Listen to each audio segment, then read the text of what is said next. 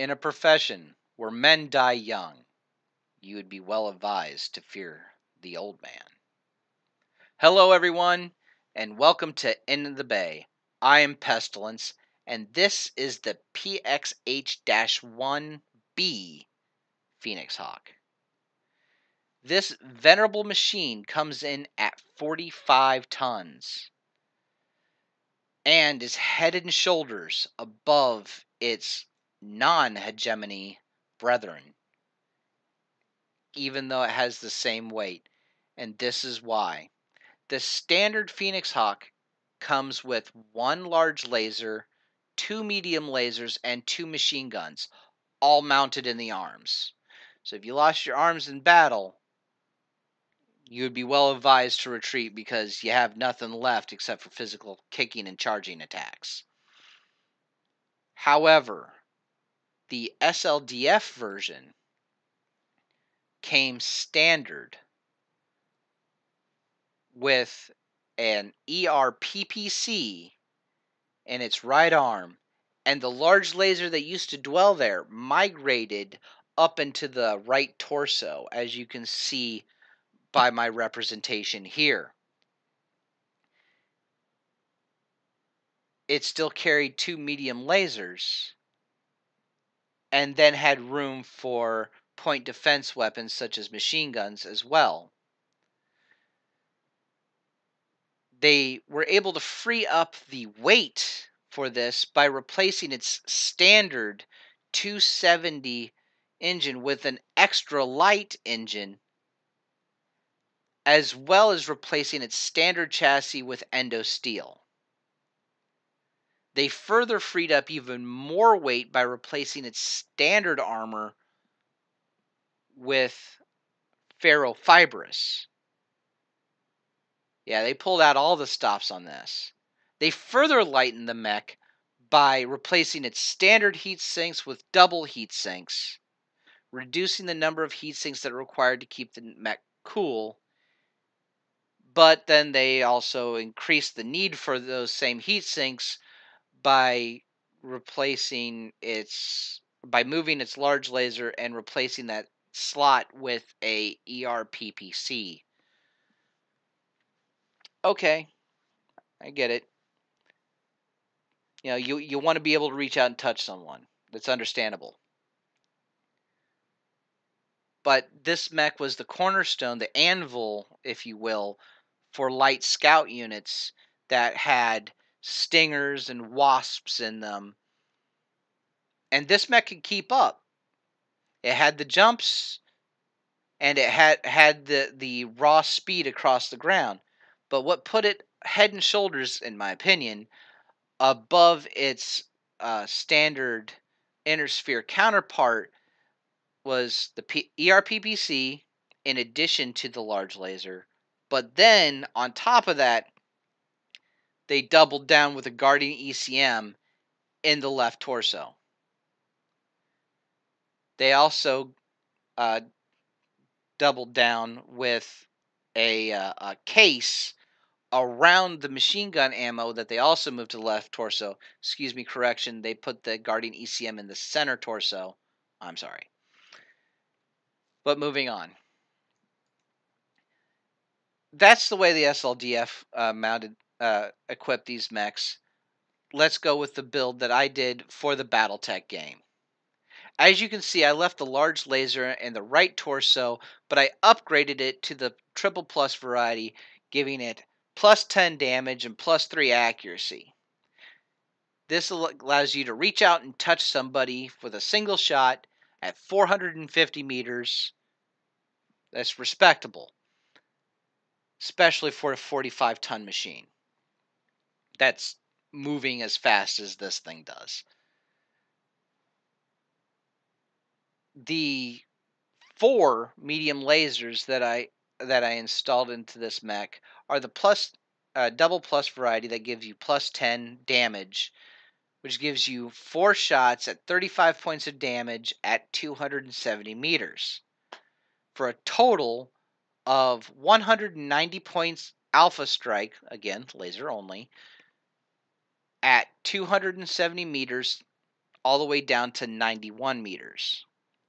The real magic is whenever you drop down below that 90-meter threshold. When you do that, the +5 shot machine guns that I have installed on this particular Phoenix Hawk give you a 310 point alpha. Again, that's the large laser, the 4 medium lasers, and the 4 machine guns rattling off. 310 point alpha strike. If you can land them all in the same spot on the damage location, you will be ripping off entire chunks off of mechs that are significantly above your weight class. For example, you can do that same maneuver against a Thunderbolt see 5SE, where it has all its weapons in the left torso. You have the speed and capability to jump onto the Thunderbolt's own left side, target that left shoulder, rip it off, leaving that Thunderbolt with only a large laser and a single flamer to answer back with before it can have a chance to fire its medium range weapons at you in the first place. So positioning is key. This is a skirmisher. You run in, rip off a chunk, and run out. After you rip off the left torso of this imaginary Thunderbolt, you can then retreat and allow other mechs to finish off the Thunderbolt. But you've severely knocked the teeth out of it. And I know if I was the pilot of a 5SE that I went from, brand new, nothing wrong with my mech, to having one arm and a shoulder missing that had the lion's share of my weapons in it, I would be kind of panicking by that point. Just saying. I normally have a rule of giving ammo using weapons a minimum of 10 rounds of volley fire, but this one only has 6.6. 6 repeating, that is, and I'll explain to you why here in a little bit.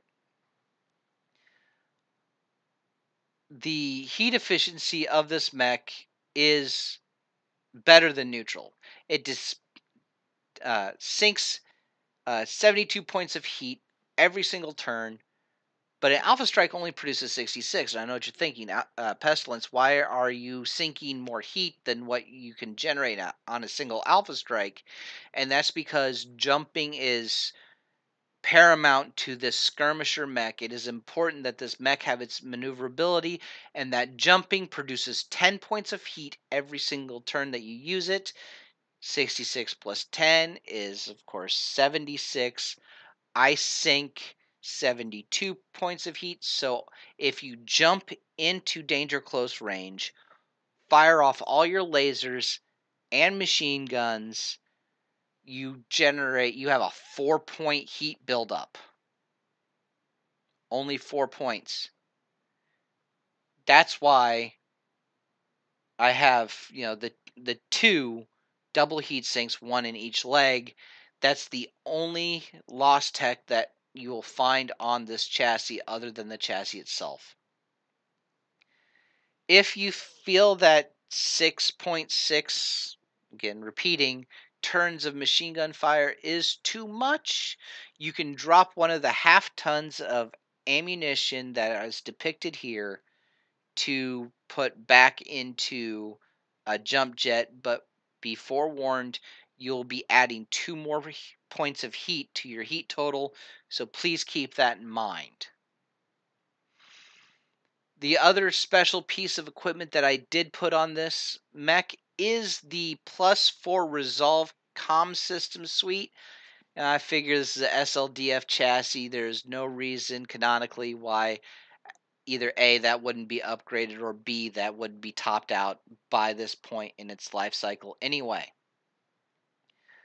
Going on to movement, again, the only thing that isn't maxed out is its jumping, which has been shaved off by 1 jump jet at 216 meters.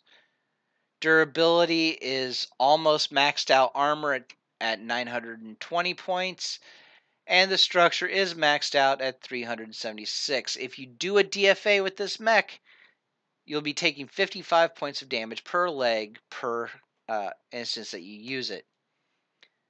Average range is a little wonky in my opinion. The optimal range for the medium lasers is uh, approximately 150 meters, which is pushed out by the single large laser, which has the ability to effectively reach out and touch somebody at 450 meters. You can go over that, but at reduced damage. Um, Long range for a medium laser is 270 meters. So at 270 meters and below, you're going to be firing all your weapons and staying heat neutral.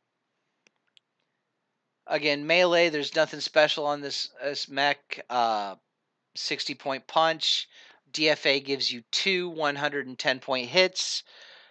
Again, there's nothing special there. If you wish to lose the machine guns, you can do things to the legs after also deleting the double heat sinks that would free up weight that gives you things like shock absorbers, so you can actually completely nullify its self damage on DFA. It can be done. It's a lot of fun to use, but you're risking the mech as well because you're taking away 220 points of damage from deleting the machine guns. That's my take on the Phoenix Hawk PXH-1B. Remember, this is a skirmisher, so it's like a piranha. You want to jump in, rip off a chunk, and get out. But I guarantee you, when you do that, you're going to be inflicting some pain onto the Op-4. Also, it's still a 45-ton machine. It can't take the beating that other larger machines can just belt out. But it does have staying power. So any missions where you're at, say, 2.5 skull and below, this is going to be a formidable machine to have on the field. Heavy mechs, up-armored heavy mechs will take notice of this Phoenix Hawk. It's my opinion. It's just a thought. This is my build. You may use it as you wish. So until next time, if you like my content, please give me a like and subscribe. If you really like my content, ring that bell icon. And good hunting, Mech Warriors.